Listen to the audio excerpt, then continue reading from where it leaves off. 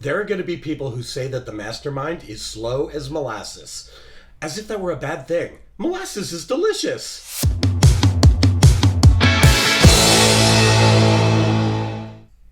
Welcome back to Glenn Hates Everything. I'm Glenn, and, well, you know the drill.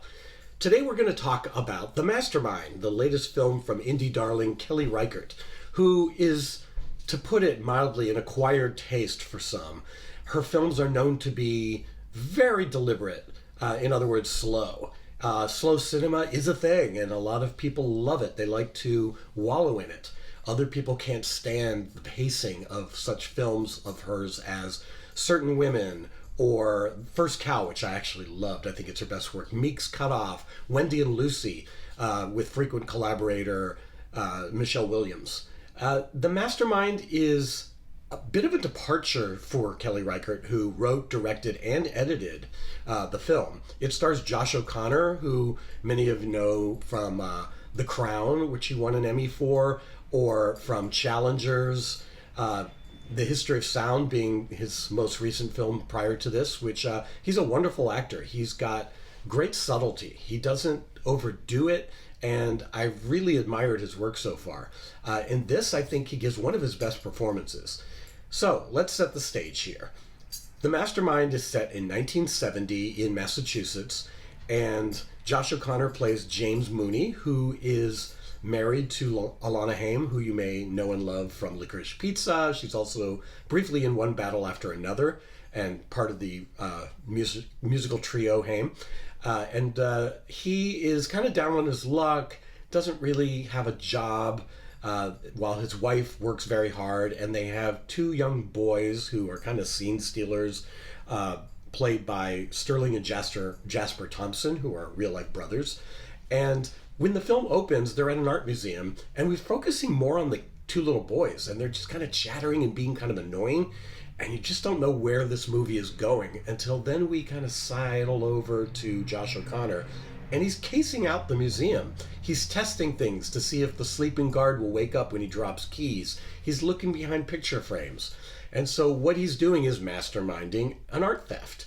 And for the first act of the film is that theft. And you kind of feel like you stumbled into an Ocean's 11 movie, which is not typical of a Kelly Reichardt film. And you're wondering, how's she going to put her own stamp on this? How's she going to, make her voice known?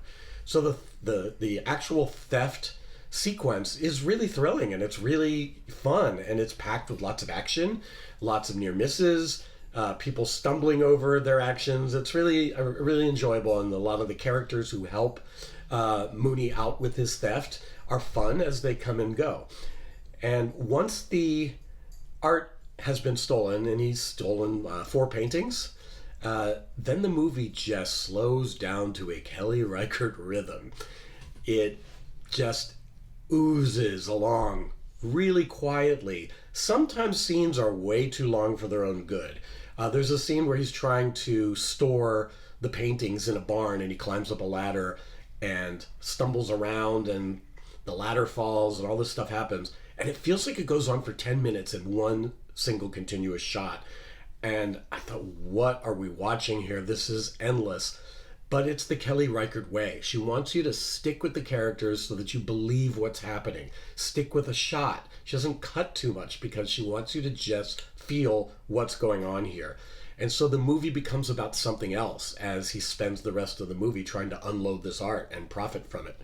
Along the way, he encounters some really interesting characters like Fred and Maude, played by John Magaro, who's been in a lot of Kelly Reichardt's films, such as First Cow, which he was wonderful in.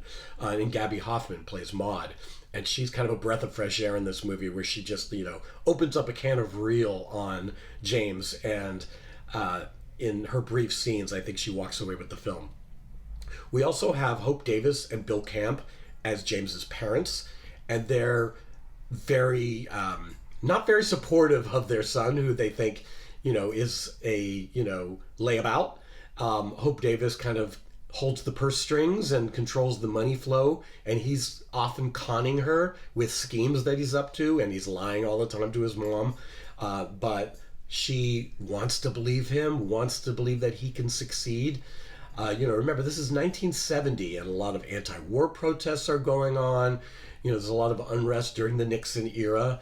And it mirrors a lot of what we are seeing right now with people trying to get ahead, struggling against a system that doesn't allow them to. And that's where the movie really gains its steam and gains its power. The DP is a longtime collaborator of Kelly Reichardt, Christopher Blovelt, who does a really fantastic job here of making us feel like it's the 70s without going over the top.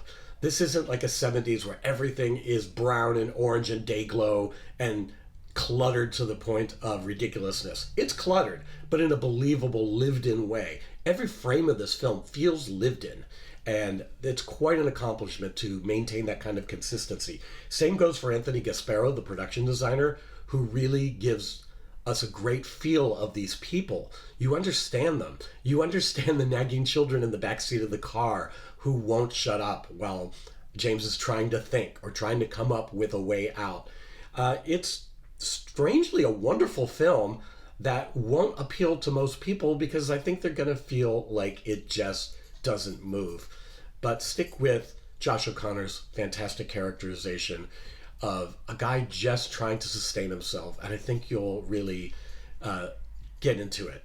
And especially the final scene, which is so unexpected, so interesting, and so perfect for the time that it's set, as well as where James is, going to ultimately end up in this story, and if that is fair, if it's the right thing for this movie to do. I think you'll end up talking about it a little. And it made me laugh. The audience I saw it with actually applauded the ending.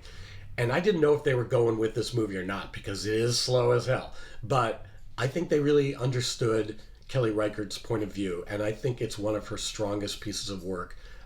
First Cow, I think, is still her best film. But this is right up there with her films that she has delighted her fans for many years. And I can't wait to see more from her. I really just always look forward to seeing a Kelly Reichardt film. So, did you see The Mastermind? Are you going to see it? I'd love to hear your comments below, positive or negative. I'm always appreciative. And until next time, later.